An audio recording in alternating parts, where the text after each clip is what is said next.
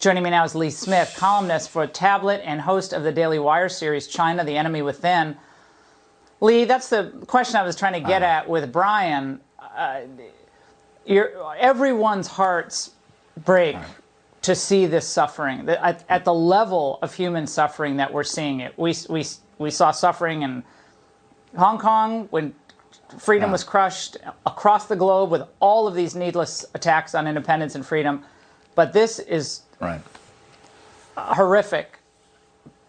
It's heartbreaking. But are we getting the full picture here?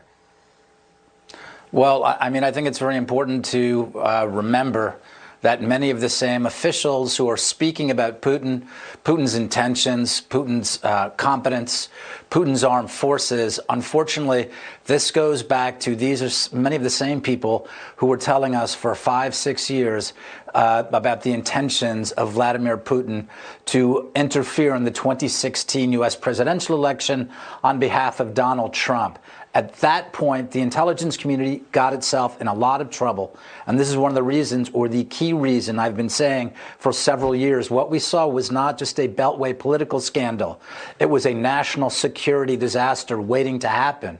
Now, whether it's the press, whether it's coming out of the Pentagon, whether it's coming out of intelligence community assessments at this point, I believe that the American public has no very good idea what's going on, because these same people have now established a reputation for lying, in particular about Russia, and for using Ukraine as an instrument against their adversaries, both foreign and domestic.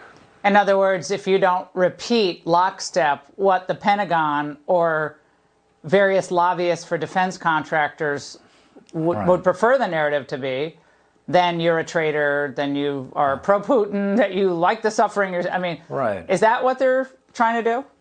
Well, look, Laura, as you said before, and as you've shown over the last week, I mean, the different clips that you've shown, you've really shown the American public the violence, the chaos, what's happening, what Vladimir Putin is doing. The larger problem here is that to explain how we got to this point, it's not about being pro-Putin. It's not about being pro-Russian.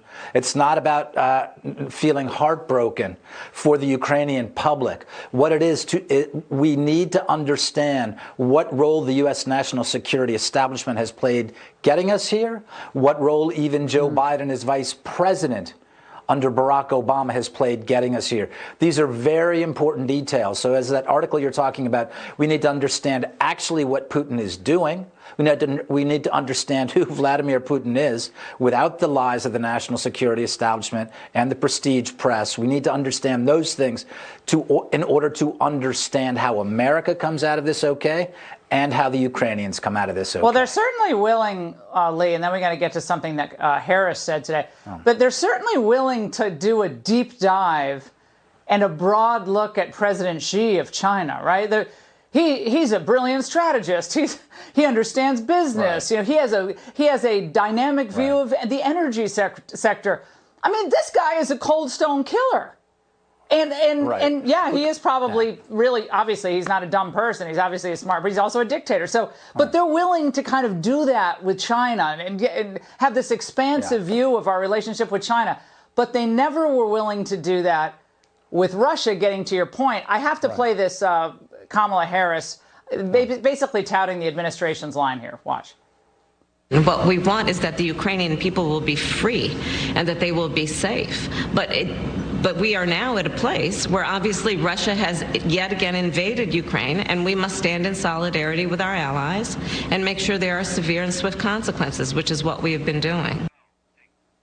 Lee, I mean, the woman is just a menace. She has no idea what she's saying. She just says things like swift consequences, apparently not understanding those actually are words that could get America into a big, dangerous mess with Russia right now, correct? Right. You were discussing the administration's treatment and portrayal of Xi, right? A very important issue here that I think that most people have put aside is They say that the Biden administration's response to Ukraine is likely to incentivize Xi and the Chinese to make a run at Taiwan. I think that has it the wrong way around. The reality is that because there has been no response for Wuhan, that has incentivized American adversaries, whether we're talking about Vladimir Putin, whether we're talking about the Chinese Communist Party. Remember what happened at Wuhan. This is the issue.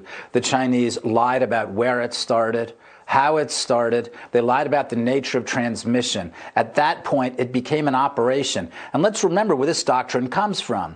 The idea of being able to deploy violence, hurt your adversary without them actually knowing what you're doing. This is a Soviet doctrine. So this reminds us how close at different points Moscow and Beijing have been in the past. But again, I think that's one of the things we need to start looking at. No one has held the Chinese Communist Party responsible for the millions of deaths around the world. Instead, what did they do? Yeah, why? Because the fundamental factor is, exactly. Our national security threat. It's not just China. It's our own elite. And that's what this series is about, by the way, with the Daily Wire.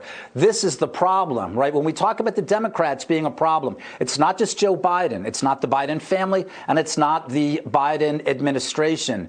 The Democrats, right, their campaign money comes from industries that are reliant on a cash flow from Beijing, Hollywood, big tech, and Wall Street. The Democrats are accordingly the pro-China faction, right? There are a lot of Republicans too. Lee, there are a lot of Republicans who are on the take as well, and I'm not letting them off the hook. The Democrats totally deserve blame, but so do Republicans. Lee, that was a big conversation. Thank you. Great to have you on. Now we want